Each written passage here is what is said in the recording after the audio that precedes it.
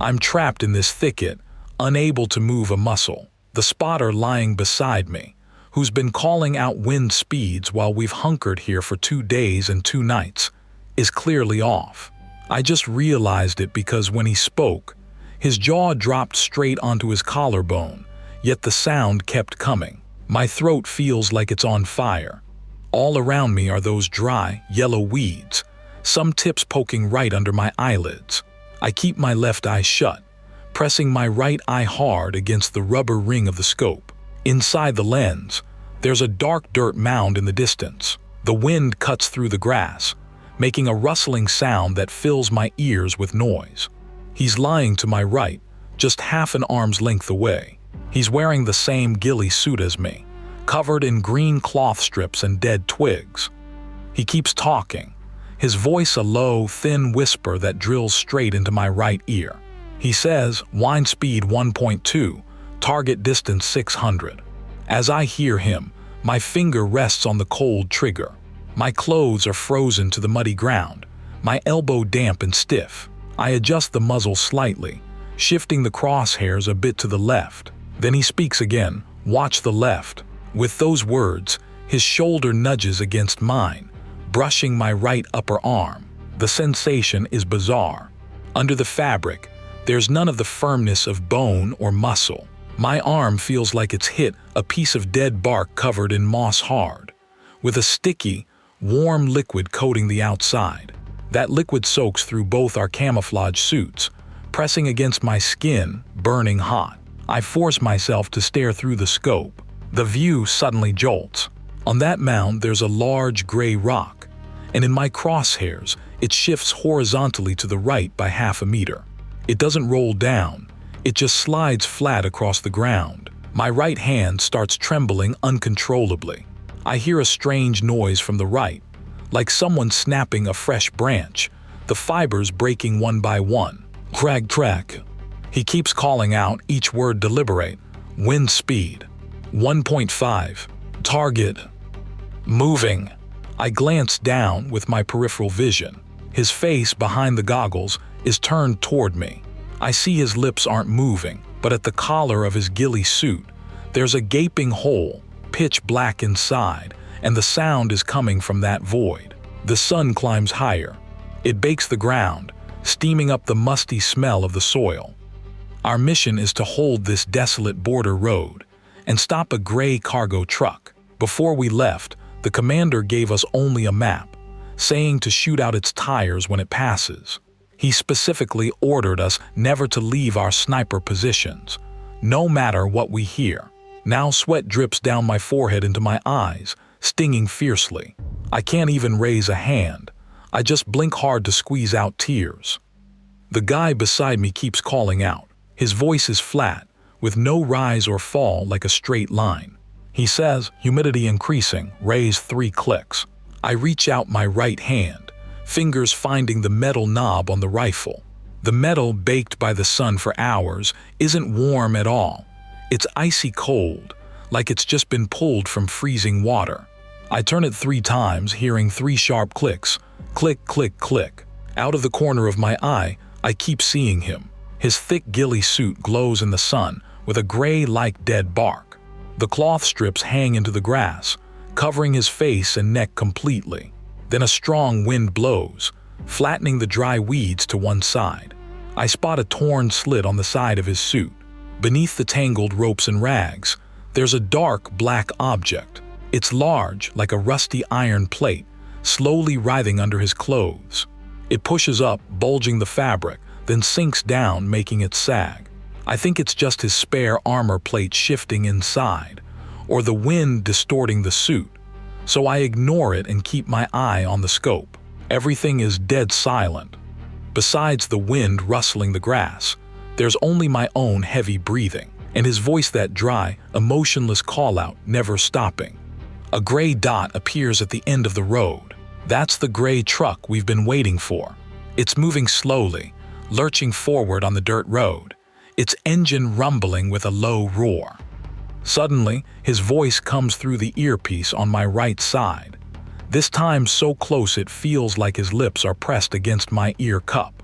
He says, "Get ready." I take a deep breath and hold it. My right index finger slowly pulls back, pressing against the trigger.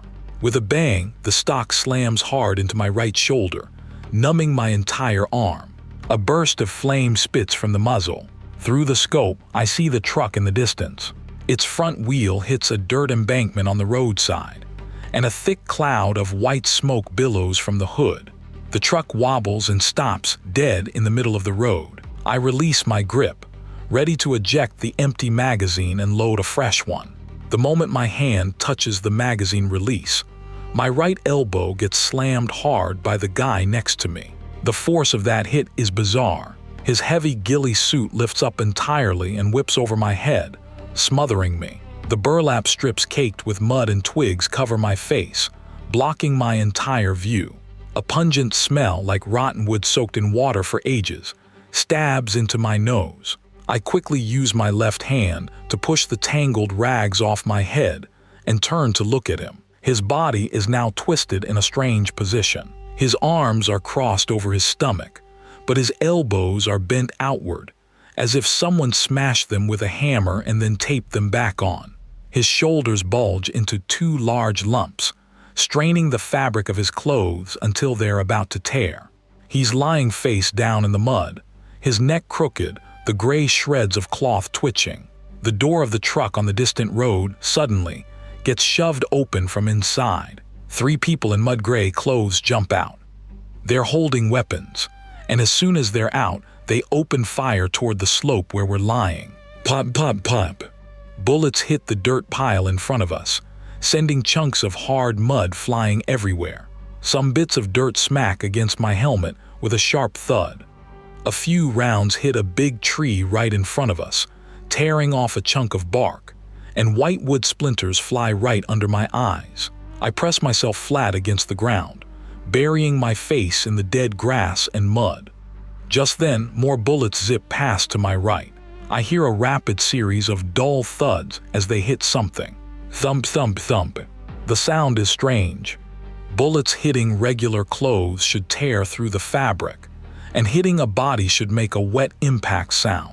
But these bullets hitting him produce a heavy, solid thud. It sounds like a massive iron hammer slamming into a thick, hard rubber pad. I turn my head, peeking through the gap in my gloves to look to the right. I see several bullets burrow into the ghillie suit on his back. The camouflage coat, covered in dead grass and rags, puffs out wisps of gray smoke where the bullets hit, but there's no hole. On the contrary, where the bullets strike, the fabric bulges outward sharply. It's as if a living hand under the clothes is pushing hard from inside at the moment of impact. The ghillie suit swells into a pointed cone, snapping a few old twigs off. Then that bulging tip wavers in the air and quickly retracts. It shrinks so fast that it pulls the whole fabric inward, leaving a deep dent on the surface. The hard thing under the clothes starts squirming around inside. It moves from his shoulder down his back, all the way to his waist.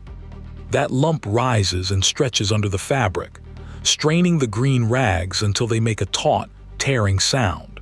I see a patch of skin exposed beneath a pile of broken burlap ropes.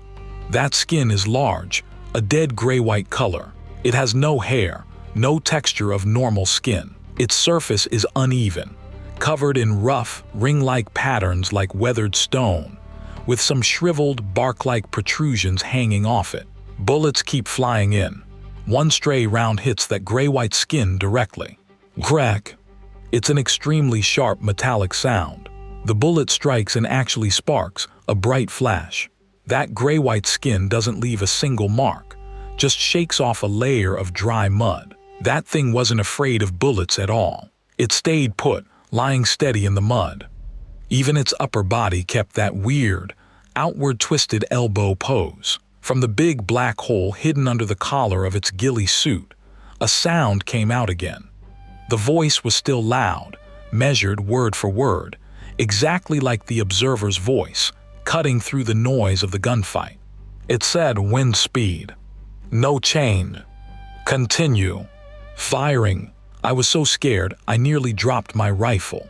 I gripped the gun, my feet frantically pushing in the mud, trying to drag my body backward to put distance between us.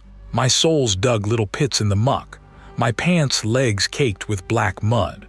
The three men across from us were already charging with their rifles raised. As they ran, they kept pulling the triggers in our direction. Bullets tore through the bushes above us in swaths. The thorny wild branches crashed onto my back with a crackling sound. I saw the man in front, his muzzle flashing, his feet crunching on gravel less than 30 meters from our hiding spot in the grass. At that moment, the thing lying beside me moved. It didn't stand up. Its heavy, mud-caked ghillie suit lunged forward across the ground. Its movement was as fast as a gray snake slithering through the grass. Its entire body hugged the ground, the rags and dead branches on its suit scraping violently against the grass, making a loud rustling sound. It burst out of the small pit where we were hiding, charging straight into the enemy's gunfire. The three men saw a huge suit covered in dead grass crawling toward them at speed, and all aimed their guns at it. Countless flashes flickered between the night and the woods. Bullets rained down on it. Its ghillie suit deformed constantly in the storm of bullets. One moment a bulge on the left, the next a crater on the right. The hemp ropes and rags attached to it were torn off by bullets, flying everywhere like a gray rain. But its speed didn't slow at all. In an instant, it crawled to the feet of the man in front. From the ghillie suit, something extended. It wasn't a human arm. It was a pillar made of countless thick, dark gray plant fibers twisted tightly together. That pillar was as thick as a thigh, its surface covered in a gray-white, weathered stone-like hard skin. The pillar whipped through the air with a whooshing sound. Smack! The thick fiber pillar slammed into the man's shin. I heard a sickening crack of bone. The entire lower leg bone of his left leg snapped backward at a 90-degree angle. He lost balance, screamed, and crashed to the ground. His gun flew from his hand, shattered against a rock, parts scattering everywhere. The other two screamed in terror, backing away while emptying their magazines into the mass of clothing on the ground. Bullets struck its gray-white hard skin with a series of clangs. Some shell casings fell and rolled into the grass. It didn't care about the bullets. The twisted fiber pillar pushed off the ground, launching its entire body into the air like a massive gray rock, crashing into the second man's chest. The man had no chance to dodge. The heavy ghillie suit sent him flying backwards several meters. His body slammed into a large pine tree behind him, the bole-thick trunk shaking violently, pine cones and dry needles raining down, burying him. The third man saw this and dropped his gun. He turned and scrambled toward the road. His shoes slipped in the mud. He fell several times, his face covered in black mud, his clothes torn by roadside thorns. The ghillie suit landed back on the ground. Most of its rags had fallen off, revealing large patches of gray-white skin. The dark gray fibers beneath the skin writhed and intertwined like long worms. It turned, ignoring the fleeing man, and slowly rotated its featureless, crack-covered head back toward where I was lying. The fleeing man was far away now. Only the gray truck, still emitting white smoke, remained on the road. All the gunfire around me stopped. The woods suddenly became incredibly quiet. Even the rustling wind had died down. I lay in the small dirt pit, my fingers digging deep into the mud, black grime packed under my nails. I opened my mouth wide, swallowing air in gulps, my chest heaving violently, making the ballistic plate strapped to my chest clatter against itself. The ghillie suit paused in place for a moment. Then it started crawling back. It moved slowly, inch by inch, retracing the path it had just charged along, retreating back to my right side. It lay down again on the muddy ground, barely half an arm's length away from me, pulling the tattered green cloth strips and dead branches back over itself. Now it looked like a proper observer again. It flattened its body, stretched its arms forward, resting them on the pile of dry grass in front of it, and stayed perfectly still. I stared at it. I told myself that my eyes must have been playing tricks on me. That ghillie suit must be packed with some new high-tech military ballistic support frame, or maybe some kind of fully automatic ballistic armor. Yeah, that had to be it. The officer had said earlier that this mission would involve testing new gear. This must be the counterfire function of that new equipment. Thinking that, I forced my eyelids to droop, trying not to look directly at it. The smell of rotting wood in the air grew stronger, mixed with a strange, salty, sticky odor. I looked down and noticed changes in the grass between us. The dry yellow blades were all stuck together now. A shiny, snot-like transparent liquid was oozing out along the edge of the ghillie suit. The liquid flowed slowly. It crept over a withered blade of grass, and that blade instantly softened, collapsing into the muddy water. I pulled my right hand back a little, because a few drops of the transparent liquid had reached the edge of my tactical glove. I heard a plop from the branches above my head. A drop of the transparent liquid fell from a pine branch above, landing right on the top of my helmet. I looked up. The big pine tree I had been hiding under its needles, once lush and green, were now a large patch of corpse gray. The needles were falling off one by one. They hit the ground without a sound. Not just the needles, the bark was falling off too. Large chunks of dry bark peeled away and landed on my shoulders. I saw the trunk underneath, which should have been white wood, but now it was covered in rings of gray-white hard skin. The patterns on that skin were exactly the same as the layer I had seen under the ghillie suit. Those gray-white patterns were slowly spreading upward along the trunk. In the tactical earpiece by my right ear, the crackle of static came through again. The sound grew from small to loud, then turned back into that stiff, breathy voice. It said humidity, 90%. Correction, deviation. As it spoke, the back of its ghillie suit suddenly rose by about 6 inches. The hemp ropes on it straightened one by one in the air, pulled taut, making a creaking sound like a bowstring being drawn. I heard a series of crisp cracking noises above my head. I slowly lifted my head, pressing my helmet against the tree trunk behind me. The big pine tree overhead, its branches were drooping downward. The way they hung was strange. They didn't sway with the wind but pointed straight down at the pit where I was lying. The gray-white hard skin on the branches had grown so much that it had pushed off all the green needles. One branch, as thick as an arm, couldn't bear the weight and snapped in half with a crack. Where it broke, there was no wood fiber, just black-gray. Tangled ropes twisted together like frayed hemp. Those ropes writhed in the air, and as soon as they hit the ground, they dug deep into the mud. The thing next to me stood up at that moment. It didn't stand on 2 legs.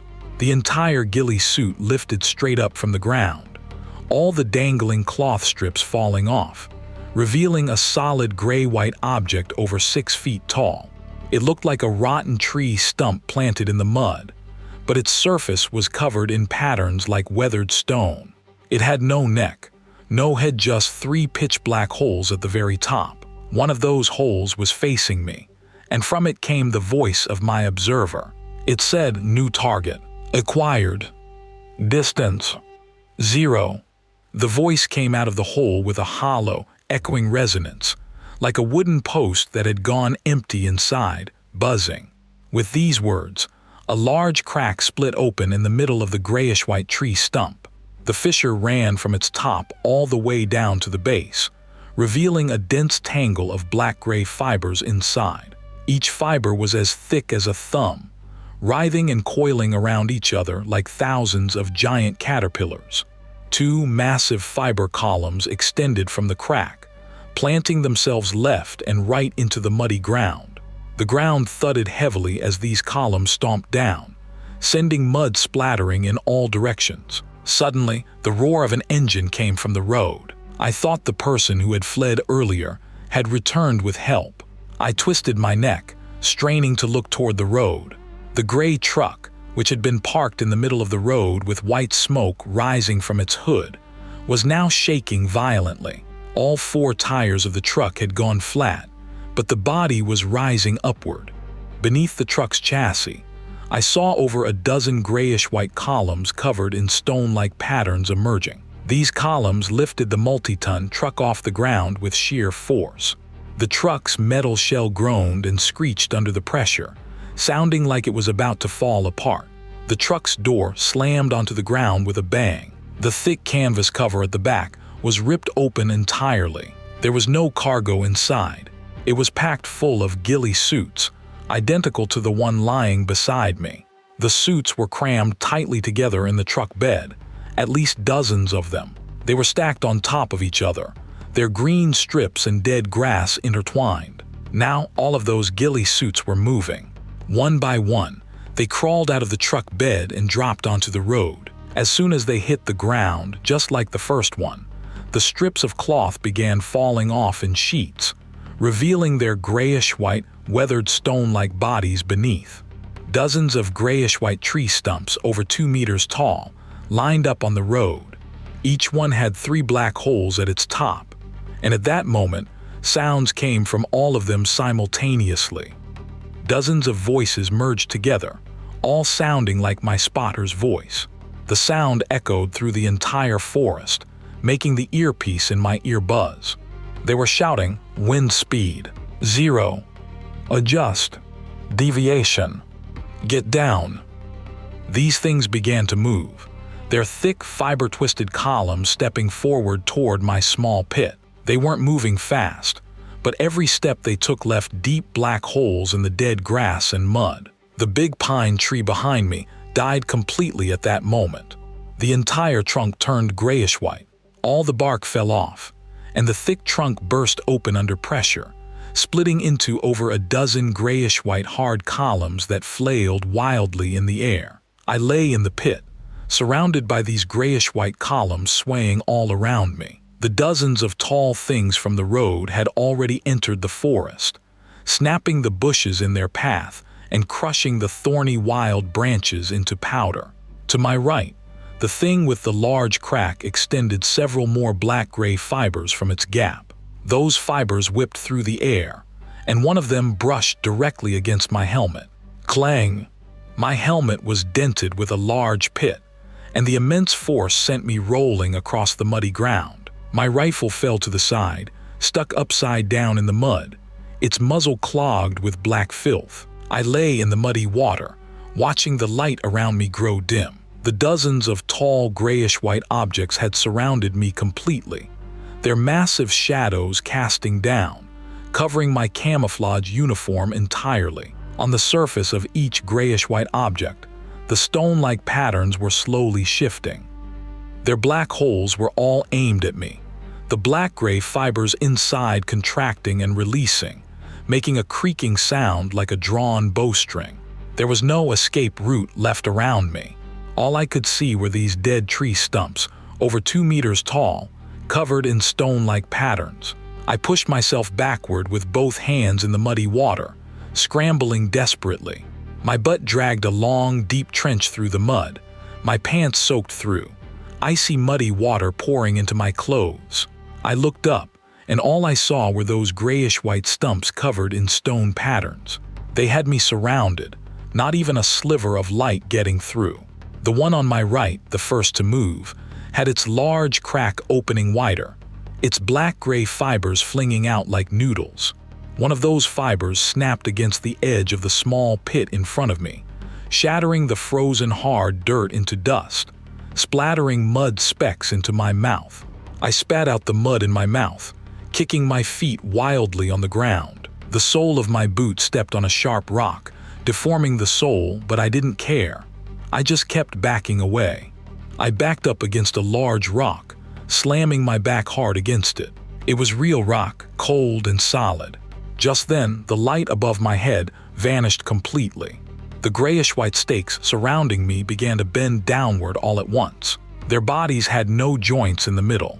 When they bent, the whole stake folded stiffly at the center. That weathered stone-like skin scraped and groaned under the pressure, making a grating sound like sand rubbing against glass. The 3 black holes at the top of each stake were now all aimed at my face. Those black holes kept spewing a sticky, salty-smelling stream of air that stung my eyes so badly I couldn't keep them open. They started talking again. Dozens of voices, all sounding like my spotter, exploded simultaneously at close range, filling my ears with a piercing ringing. They shouted, "Adjust. 600. Wind. 0. I couldn't take it anymore. I reached out with both hands and grabbed the pistol lying in the mud beside me. Without even aiming, I clamped my right index finger on the trigger and opened fire wildly at the big stake directly in front of me. Bang, bang, bang, bang, bang. The muzzle flash flickered in the dim forest, casting a sickly white glow over the grayish, hardened skin around me. Bullet after bullet slammed into the middle of the big stake in front of me. Each impact made a sharp clang, like a hammer striking hard cast iron. The bullets scraped across its stone skin, sending a shower of bright sparks flying everywhere. The sparks landed in the wet grass nearby, hissing into thin black smoke. But the bullets couldn't penetrate. After impact, each round deformed, flattened, and then plopped into the muddy water. The stake didn't even wobble. Instead, the large crack in the middle of its body gaped wider, and the twisted black-gray fibers inside suddenly shot out, wrapping around the pistol in my hand. The force was unimaginable. It felt like my right hand was clamped in a giant iron vise. The fiber column yanked upward. Crack! I didn't even have time to let go. The pistol's metal grip deformed and collapsed under the pressure of those fibers, the plastic grip panels exploding with a sharp pop, shards embedding into my tactical gloves. Then the whole gun was ripped clean out of my right palm. The fibers twisted it into a crumpled piece of scrap metal in midair, before tossing it casually into the mud. My right thumb was wrenched outward, and my joint popped with a crisp snap. My thumb instantly swelled up, turning red and thick. Even the slightest movement sent sharp pain shooting through me, making me break out in a cold sweat. I clutched my injured right hand with my left, curling up under the rock, still frantically trying to shove my feet into the crevices. At that moment, the grayish-white stakes around me suddenly stopped. They stopped bending down, and the counting from those black holes cut off abruptly, replaced by a stuttering, static-like hiss. I saw the stone-like patterns on their bodies start shifting faster. Those patterns had been horizontal, but now they all turned vertical. As the patterns changed, the thick fiber columns beneath their bodies began slowly burrowing into the mud. They were rooting themselves into the ground. Thigh-thick black-gray fibers extended from under their bodies, like giant steel needles, piercing through the mud with a wet, sucking sound, driving deep into the bedrock below. The ground around me started shaking violently. The fibers that had bored into the earth grew wildly underground, heaving up the topsoil. Massive chunks of turf flipped into the air, exposing black mud and pale roots underneath. The big rock behind me tilted to one side under the pressure of that underground force. I looked down at my own feet. A black-gray fiber from one of the nearby stakes had crawled along the ground and was now under my boot. Its surface was coated with a shiny, transparent liquid, and it was creeping up the sole of my combat boot like a leech. Wherever it touched, the rubber sole of my boot immediately sizzled, emitting white smoke and melting into black goo. The melted rubber mixed with the transparent liquid, forming a strange glue. This glue stuck my right boot, and the muddy ground together so tightly that I couldn't budge. I tried to lift my right leg. It wouldn't move at all. My right boot felt like it had fused with the entire earth. No matter how hard I strained, the sole stayed firmly planted in the mud, not even a centimeter of give. More transparent liquid flowed along the ground, already surrounding my left boot. I looked at those tall gray-white pillars. After their bodies rooted downward, the three black holes at their tops began to slowly expand. Those holes merged together, eventually turning into a single massive circular opening at the top of each pillar. Inside those openings was pitch black. I could vaguely see countless white, sharp protrusions rotating in circles within. The tattered cloth strips and withered grass on their bodies were all washed away by the steam rising from the ground. Their gray-white forms glowed with a deathly white light in the dim forest. I stared at my feet, stuck fast to the ground. If these liquids rose any higher, they'd melt my entire leg, and I'd end up as fertilizer for this land. I gritted my teeth. With my uninjured left hand, I grabbed the military knife hanging at my waist. The steel blade was about a finger wide, coated with black anti-reflective paint. I pulled the knife out, my fingers digging into the anti-slip grooves on the handle. I didn't bother trying to cut the black-gray fibers wrapping around me. I knew even pistol bullets couldn't penetrate them. The knife would just snap its blade if I struck. I pointed the knife tip downward, aiming at my own right boot. I was going to cut this pair of military boots along, with the insoles clean off my foot. I propped my left hand on my knee, leaned forward and spread into a lunge. My left hand stabbed downward fiercely. With a thud, the sharp tip pierced the leather surface of the right boot. The thick cowhide split open under the blade, revealing the white anti-stab fibers and my sock inside. I clenched my teeth and pulled the blade backward. Creak, creak. The sound of the blade cutting through leather and anti-stab fibers echoed loudly in the quiet forest. My right hand was badly swollen, so I used my elbow to press down hard on my right leg, keeping it steady. The steel blade moved with difficulty through the leather. With each pull, I felt the tip scrape against my toenail, cold and chilling. My left palm was slick with sweat, slipping on the handle. The gray-white pillars around seemed to notice my movements. Dozens of huge circular holes, all aimed at the top of my head. The white protrusions rotating inside made louder clicking sounds. One pillar, covered with stone patterns, came swinging toward my head with a whooshing sound. That thick, stone-patterned pillar crashed down diagonally from above my head. The wind was torn apart by the immense force, letting out a wailing scream that rushed into my ears. I desperately turned my head to the left, pressing my whole body tightly against the large slanted rock behind me. Bang! The pillar smashed into the spot where my head had just been. That hard, pig iron-like surface collided with the rock, producing a deafening roar. A large corner of the rock's edge was shattered off by the pillar.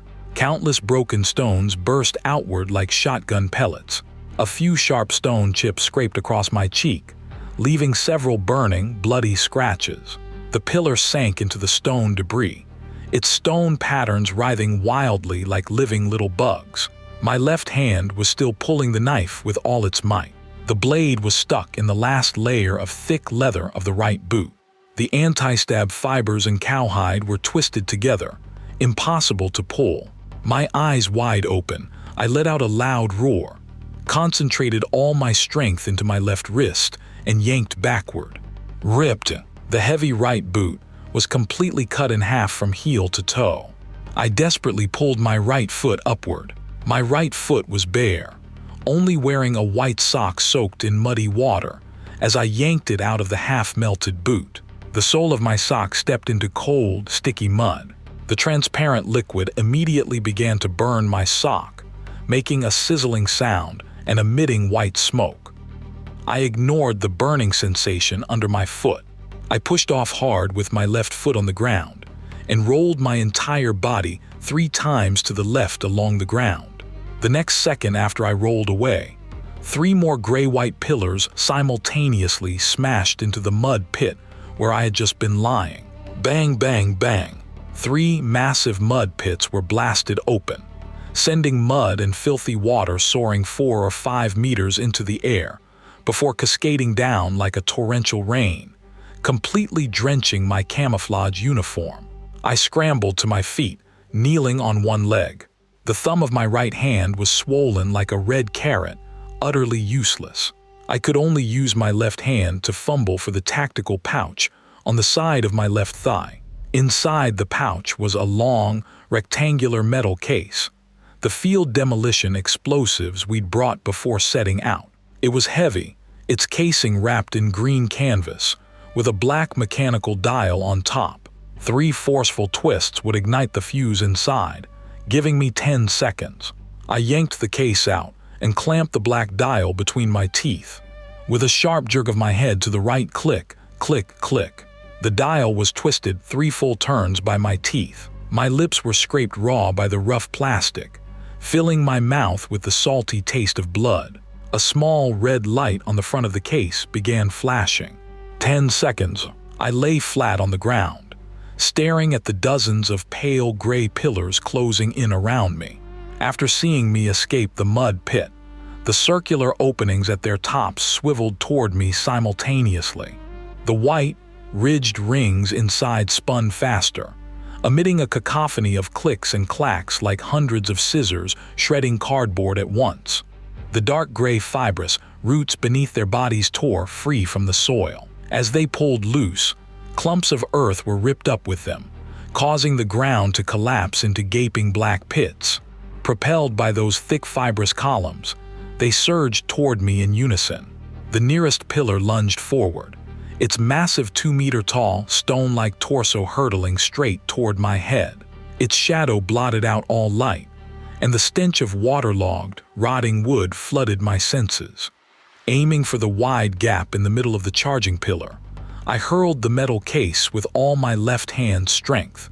The case traced an arc through the air and landed squarely in the depths of that gap, tangled with dark gray fibers. The moment it made contact, the twisted fibers coiled around it like countless tentacles, trapping it tightly within the pillar's core.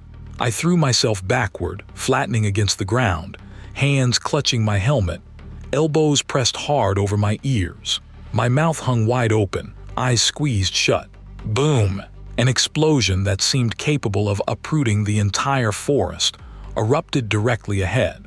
A colossal shockwave swept across the ground. An invisible force slammed into my back, shoving me forward 2 or 3 meters. My chest collided with broken branches on the ground, knocking the wind out of me and making me retch up a mouthful of bile. Countless flames ignited in the dim woods, casting a crimson glow over the surrounding pale gray hides. The pillar struck by the explosives had a gaping hole blown through its center.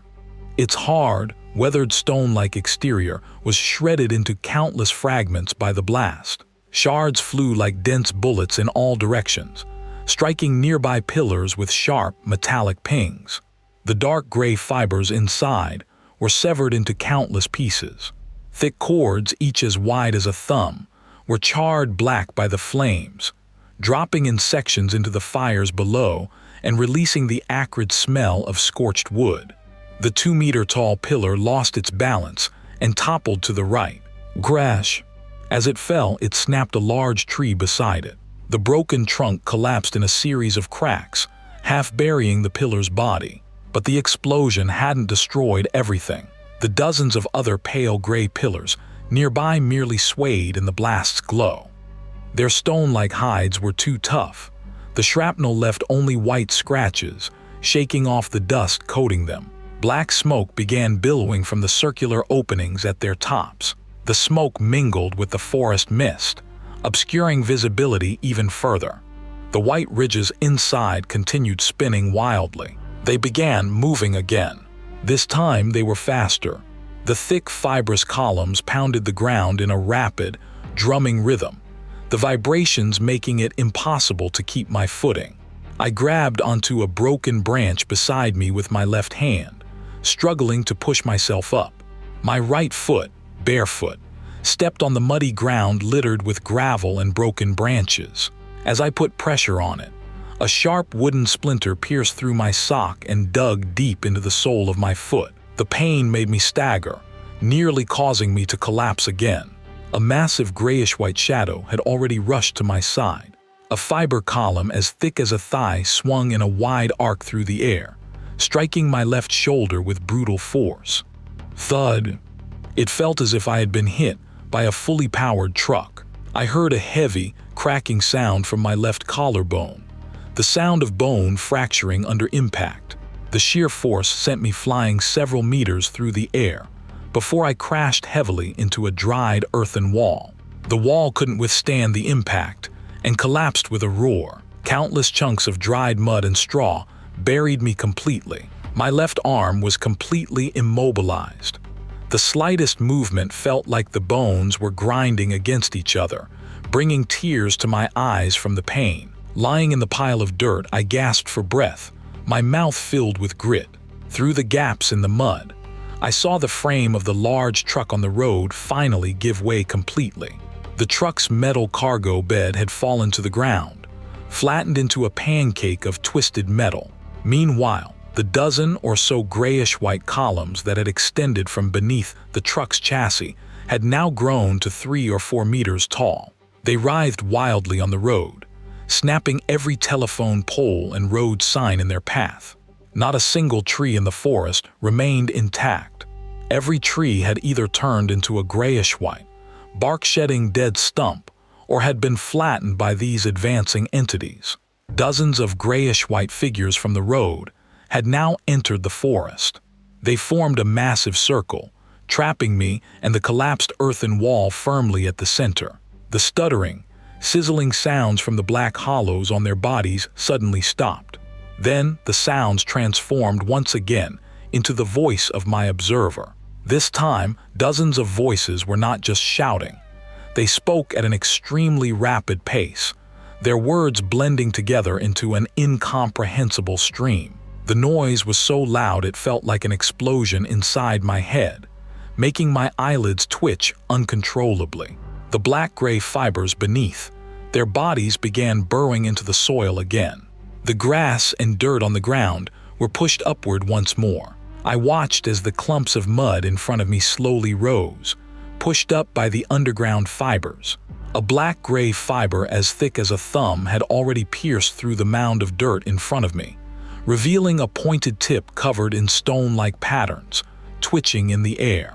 The fiber was less than 10 centimeters from my eyes. Lying beneath the dirt, I didn't dare even breathe heavily.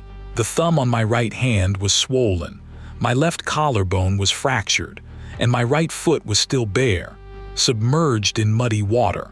There wasn't a single part of my body that didn't hurt. The fiber that had pierced the mound of dirt swayed in the air, as if searching for my location.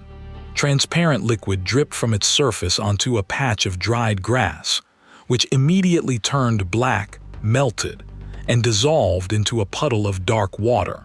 My right hand gripped the handle of the combat knife tightly, the sweat in my palm filling the anti-slip grooves.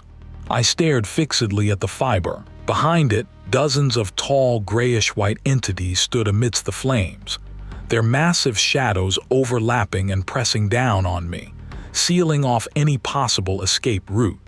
The large circular hollows on their heads slowly descended toward the pile of collapsed earth where I lay. The rotating white protrusions inside drew closer and closer. The grating, sand-on-glass screech was now right beside my ears. The grayish-white entities stopped abruptly, just centimeters away from me. A series of sharp, snapping sounds, like hard plastic ropes being severed, echoed through the forest. The fiber in front of me suddenly lost its rigidity and fell into the mud with a splat. All around me, the dozens of grayish-white stumps, each over 2 meters tall, collapsed to the ground simultaneously. The stone-like patterns on their bodies ceased moving, turning into a lifeless ashen gray. Then their hard grayish-white exteriors began to crack and crumble, scattering into dried shreds of cloth, rotten ropes, and withered grass. The black-gray fibers that had burrowed underground retracted completely, turning into piles of moldy black powder. The chassis of the big truck on the highway crashed to the ground with a loud clatter. In my tactical headset, the chaotic count-offs all vanished. A few crackles of static followed. Then a heavy, labored panting came through. The voice said, "Man, I got diarrhea 2 nights ago, went into the woods and got lost. How'd you manage to get through these past 2 days alone?" I lay in the collapsed pile of dirt, my lips moving without making a sound. Using my right hand to push against the ground, I slowly dragged my body out from under the mud. My right thumb was now swollen and purple, the joint bent at an unnatural angle. My left collarbone throbbed with intense pain, And even through my camouflage uniform, I could feel a hard, raised lump where the bone was pushing against the fabric. My right foot was bare, stepping into the wet, muddy ground. The sock on that foot had been completely burned away by some transparent liquid, and the sole was covered in hardened black rubber and tiny stones. With every step, wild branches on the ground dug into my flesh. Only the dismantled gray truck remained on the highway. Beside the truck's metal cargo bed lay the man whose left leg had been snapped earlier. His lower leg was bent backward at an awkward right angle, and he had passed out, lying motionless in the muddy water. I didn't look at him.